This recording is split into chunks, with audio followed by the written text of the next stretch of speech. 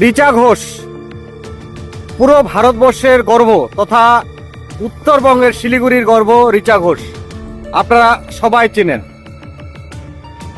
দক্ষিণ আফ্রিকার সাথে বিশ্বকাপে 235 রান করে জয়ী হয়েছেন।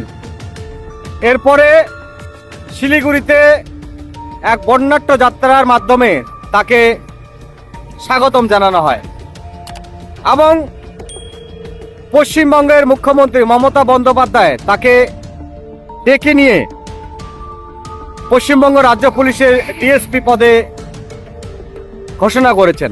আজকে তিনি চাকরিতে যোগদান করেছেন এবং রিচা ঘোষকে ডিএসপি পদে পোশাকে দেখা গেল।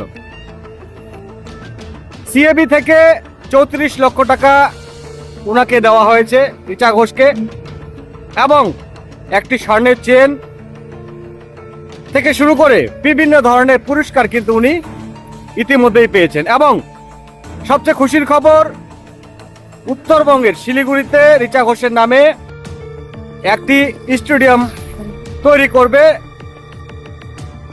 রাজ্য সরকার।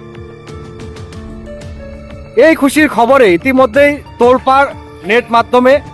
আজকে একদম রিচা ঘোষকে কিন্তু পশ্চিমবঙ্গের যে রাজ্যের যে পুলিশ ডিএসপির পোশাকে দেখা যাচ্ছে। এটা একটা দারুণ গর্ব। উত্তরবঙ্গের মেয়ে, শিলিগুড়ির মেয়ে, সে যেভাবে মেয়ে হয়ে এই লড়াই করেছেন, এই লড়াইয়ে তার জীবনে সার্থক। তাকে দেখে অনেক মেয়ের বাবা মায়ের অনুপ্রেরণা হওয়া উচিত যে মেয়েরাও পারে, মেয়েরা চাইলে অনেক কিছু করতে পারে। তাই এই আজকের যে গর্ব, সেই গর্ব একদম লিখিত আকারে পুরো মানুষের মনে থাকবে। সেই চিত্র তুলে ধরলাম শিলিগুড়ি ডেইলি নিউজের পর্দায়।